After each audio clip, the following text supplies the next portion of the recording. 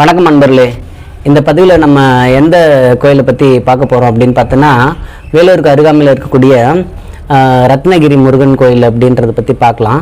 ஆக்சுவலாக இது எப்படி போனோம்னா, நம்ம காட்பாடி ரயில்வே ஸ்டேஷன் இறங்கிட்டு அங்கேருந்து புது பஸ் ஸ்டாண்டுக்கு போயிட்டு அங்கேருந்து ஆற்காடு போகிற வண்டி இருக்கும். அந்த வண்டியில் ஏறினோன்னா அந்த ரத்ன பிரிட்ஜ் டவுனில் அங்கே போயிடலாம்.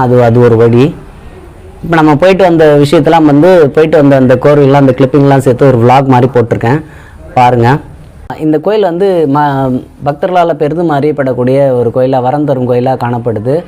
குழந்தை வரும் மற்றும் திருமண தடை, பெரும்பாலும் அந்த ப்ராஸ்பரிட்டிக்காக, பொருளாதார வளர்ச்சிக்காக போகக்கூடிய ஒரு கோயிலாக இது மக்களால் அறியப்பட்டிருக்கு.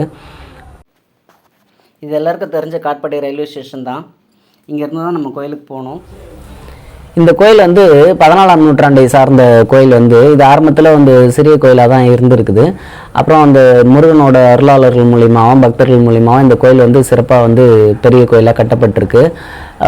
இப்போ நவீன காலகட்டத்தில் அது பார்த்தோன்னா பெரும்பாலும் கிரானைட் கற்களால் தான் படி ஏறின பிறகு பார்த்தோன்னா முழுக்க கிரானைட் கற்களால் தான் அந்த அமைப்பு கட்டப்பட்டிருக்கு. பார்க்குறதுக்கு ரொம்ப நல்லா இருக்குது. மொரோவர் திருத்தணி கோயில் மாதிரி ஏறும்போது ஒரு படி, இறங்கும்போது ஒரு படிக்கட்டு வச்சுருக்காங்க. இதே மாதிரி இந்த கோயில் ரத்னகிரியிலும் ஏறத்துக்கு ஒரு படிக்கட்டு, இறங்கிறதுக்கு ஒரு படிக்கட்டுன்னு இருக்குது. இதெல்லாம் பார்க்கும்போது நல்லா இருக்குது. கோயில் நல்லா ப்ளசண்ட்ஃபுல்லாக இருக்குது. அந்த ரத்னகிரி முருகன் மிகவும் ஒரு சக்தி வாய்ந்த ஒரு முருகனாக அறியப்பட்டிருக்காரு பக்தர்களால். நிறைய வரங்கள் குழந்தை வரம் மற்றும் திருமண தடை அந்த மாதிரி விஷயங்களுக்காக மக்கள் வேண்டுதலோடு இந்த கோயிலுக்கு வராங்க. அதை இங்கே பார்க்க முடியுது. இது கோயிலேருந்து முருகனோட தரிசனத்தை முடிச்சுட்டு இறங்கி வர பாதை இது மேல் பிரகாரத்துலேருந்து ஃபஸ்ட்டு படி ஏறி வந்தோம்னா ஒரு முதல் பிரகாரம் இருக்கும். அதுக்கு மேலேருந்து ஒரு படி போகும். அந்த படியில் தாண்டி தான் முருகனை தரிசித்து திரும்ப இப்போ இறங்கி வரும். இறங்கி வந்துட்டோன்னா முதல் பிரகாரத்துக்கு வரும். இந்த பிரகாரத்துலேருந்து இப்போ படியை நோக்கி போகக்கூடிய பாதை இது. நாங்கள் போகும்போது காலையில் வரும்போது கூட்டம் கொஞ்சம் குறைவாக தான் இருந்துச்சு. அப்புறமா ஒரு 10-11 மணிக்காக கூட்டத்தினோட இது அதிகமாக ஆரம்பிச்சுது. அதிகப்படியான ஒரு மக்கள் கூட்டம் இல்லை, மிதமான மக்கள் கூட்டம் தான் இருந்துச்சு. அந்த பக்கமாக படி ஏறக்கூடிய ரைட் சைடில் இருக்கிறது படி ஏறக்கூடிய ஒரு பாதை. இது இப்போ தரிசனம் முடிச்சுட்டு படி இறங்கக்கூடிய பாதை.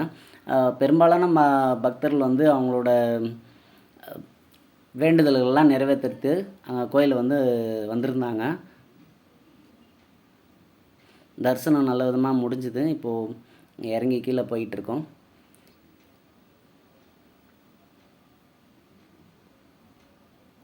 ரத்னகிரி முருகன் செல்வ வளத்துக்கு ரொம்ப ஒரு முக்கியமான ஒரு வேண்டுதல் வச்சு நடக்கக்கூடிய ஒரு முருகனாக சொல்லப்படுது. இது ஆரம்பத்தில் இருக்கக்கூடிய படி ஏறும்போது இருக்கக்கூடிய ஒரு விநாயகர் சன்னதி.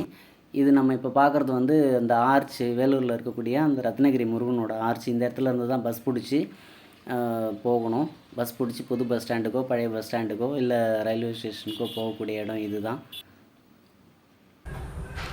ஓகே அன்பர்களே, வேறொரு தலைப்பில் மற்றும் ஒரு பதிவில் உங்கள் அனைவரும் சந்திக்கிறேன். அதுவரை உங்களிடமிருந்து விடைபெறுவது உங்கள் விஜயகுமாரன்.